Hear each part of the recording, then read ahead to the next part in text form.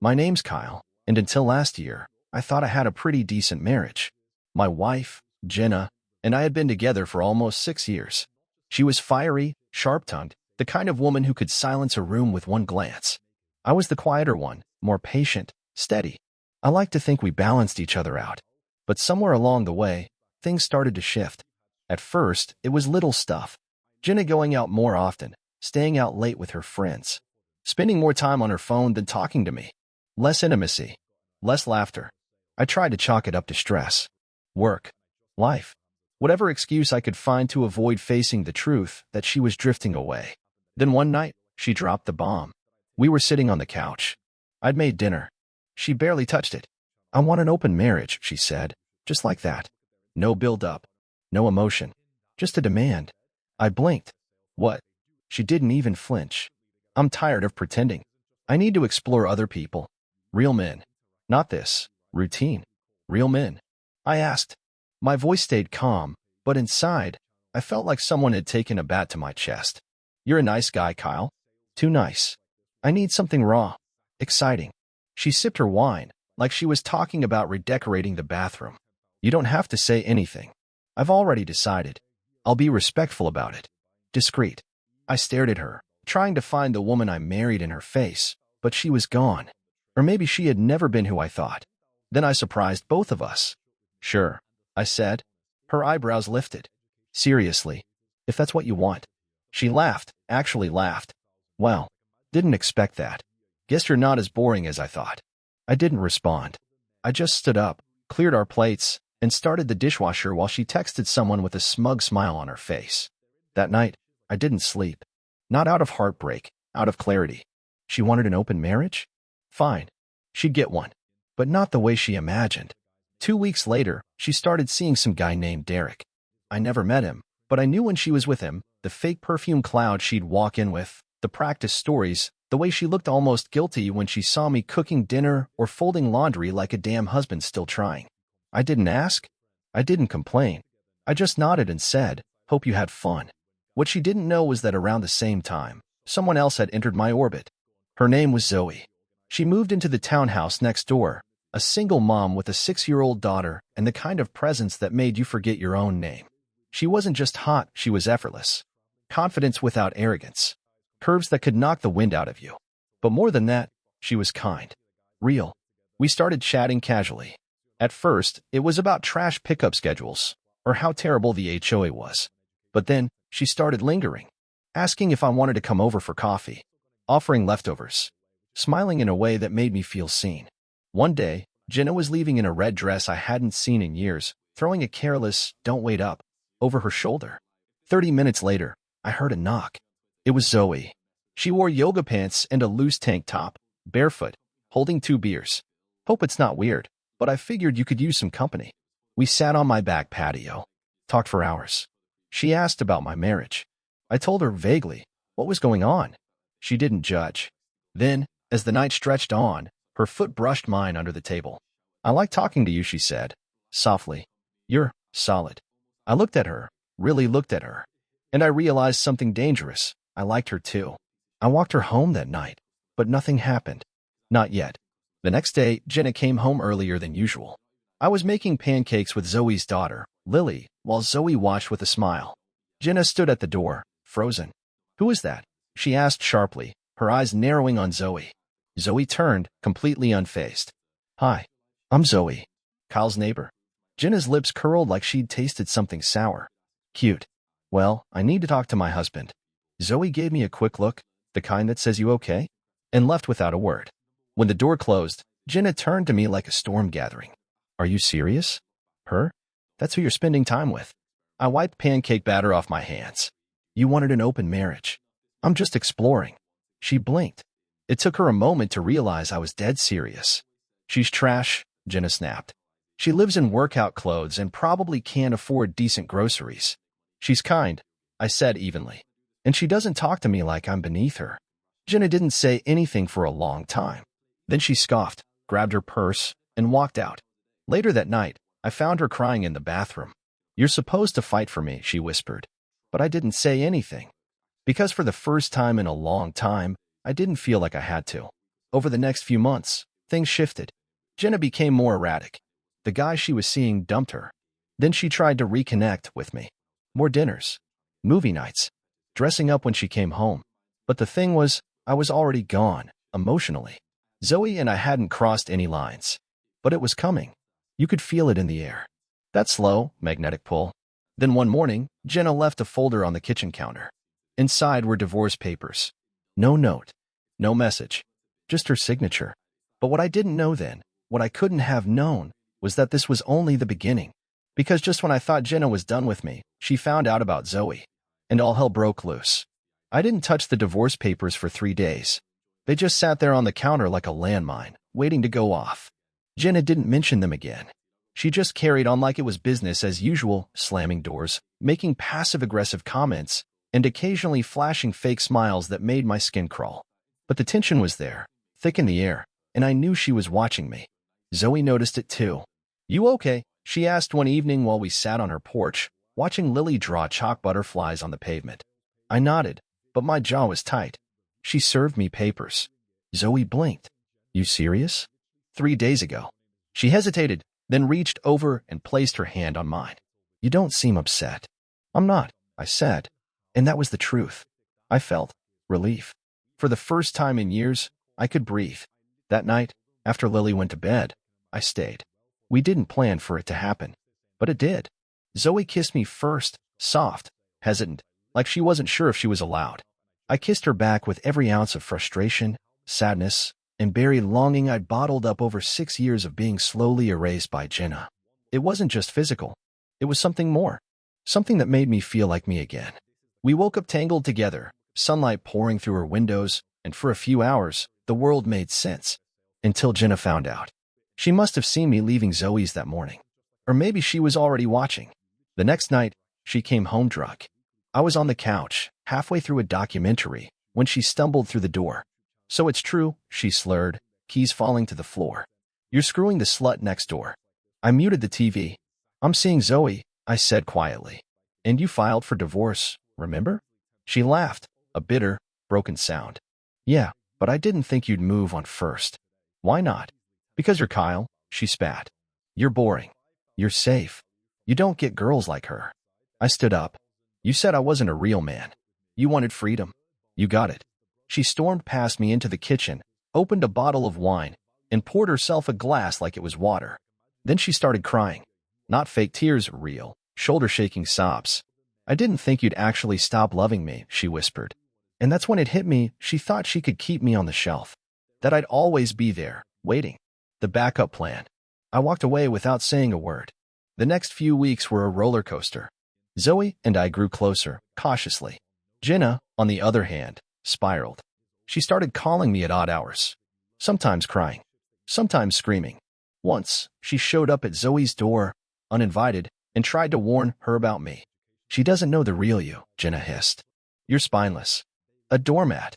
He'll turn into mush the minute things get hard." Zoe didn't even blink. She just stepped between us and said, "Leave." Jenna glared at her, then at me.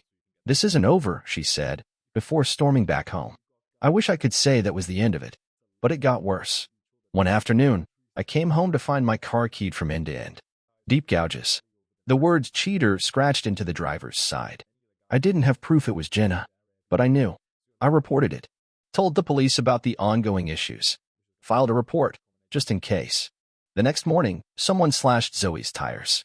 This time, I caught her. Jenna. At 5:30 a.m., crouched by Zoe's car with a knife. She froze when she saw me. Just stood there, breathing hard, hair wild, mascara smudged. I took out my phone and hit record. "You're insane," I said. "I made you," she whispered. "You think this ends with a signature? You think I'll let her win?" "Win what, Jenna? This isn't a game." She threw the knife on the ground and stormed off. But I had what I needed. I showed the footage to the cops. They warned her. Hard. Told her one more incident, and she'd be facing charges. Still, I didn't press charges, mostly for my own peace. I wanted clean separation, not more fire. That afternoon, I finally signed the divorce papers. Jenna went silent after that. No more phone calls. No more drama. For a while, it seemed like she'd finally accepted the reality. until a certified letter arrived in my mailbox 2 months later. It wasn't from Jenna. It was from her lawyer. She'd filed a motion to contest the divorce, claiming I'd been unfaithful, emotionally abusive, and unfit to retain any marital assets. And at the bottom of the letter, in tiny, sharp print, was this: Plaintiff intends to subpoena Ms. Zoe T. for testimony and digital evidence. My heart dropped. This wasn't over. This was war. The courtroom was cold. Not just physically, but emotionally, the kind of cold that seeps into your bones and stays there. I sat at the table next to my lawyer, trying to keep my hands steady while Jenna sat across from me, wearing a black blazer and that same smug look she used to flash when she thought she had me cornered. The woman who once shared my bed was now accusing me of being a manipulative liar, a cheater, a man who emotionally coerced her into filing for divorce. Her lawyer made me sound like a monster. But what crushed me the most was seeing Zoe sitting behind me, pale and shaking. She didn't ask for any of this. When Jenna first filed the motion to challenge the divorce terms, I thought it was just a desperate bluff, a last grasp at power.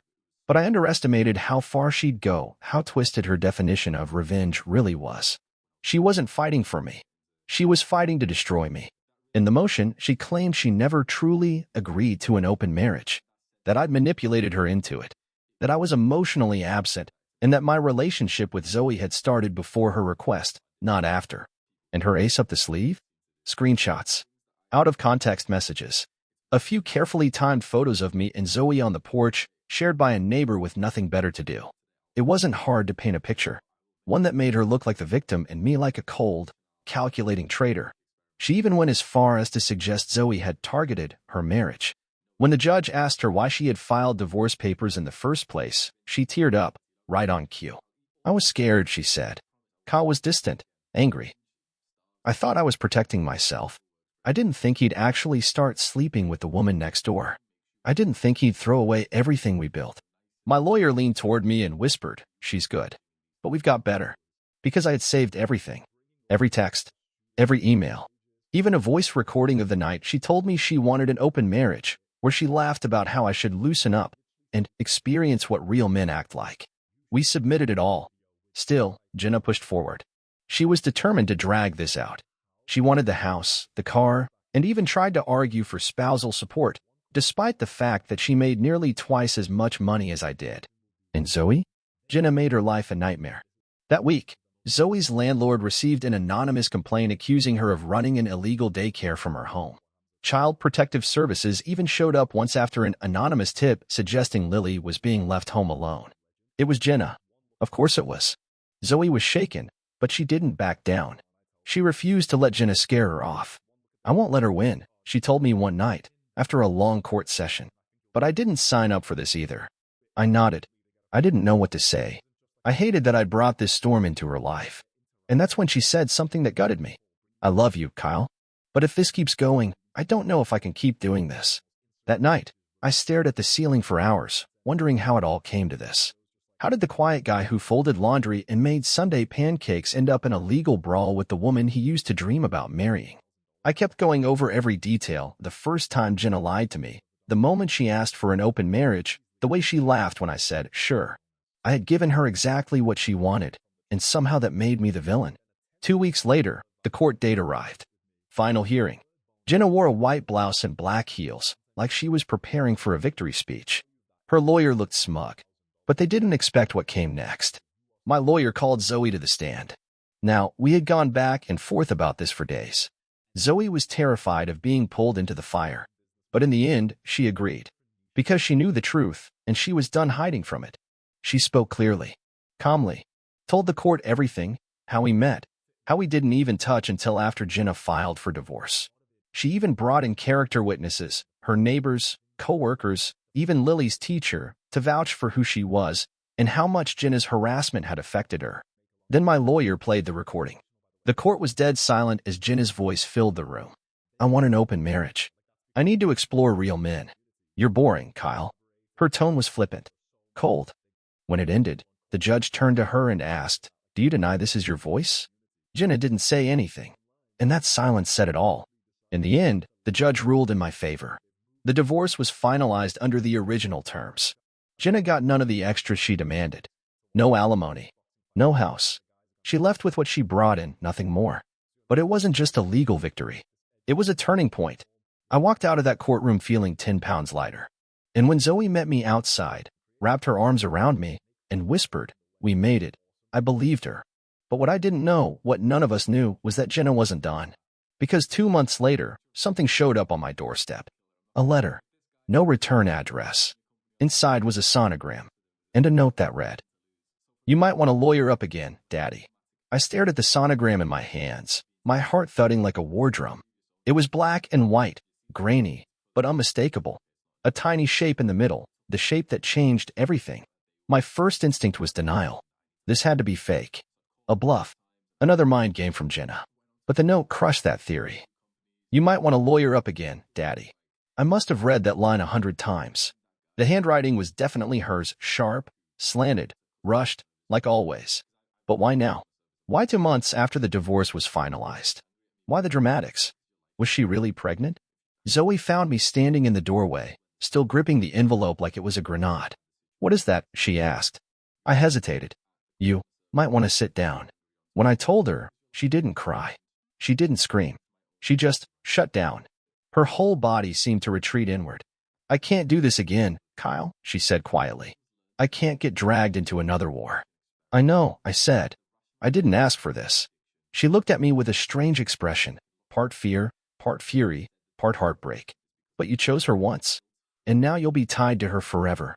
And then she left. I didn't hear from Zoe for 4 days. I didn't blame her. In that time, I did what I always do when the world starts spinning. I researched. I made calls. I contacted a family lawyer. And then, reluctantly, I called Jenna.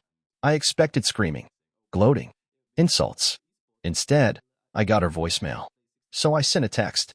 "We need to talk. If this is real, I want to know. And I want proof." She responded an hour later. "Meet me tomorrow. 10 a.m. Women's Wellness Clinic. Bring your wallet." I almost didn't go. I almost said screw it and walked away. But if there was even a chance she was telling the truth, I had to see it through. Not for her, for the kid. If there was one. When I showed up, she was already there. She looked different, softer, almost. No makeup. Baggy sweater. No smugness. We didn't say much. Just signed some forms. Sat in silence. And then they called her name. 20 minutes later, I was in the room with her while the technician prepped the ultrasound. I half expected it to be a fake appointment, a stunt, but then the screen lit up. There it was again. That little peanut-shaped figure on the monitor.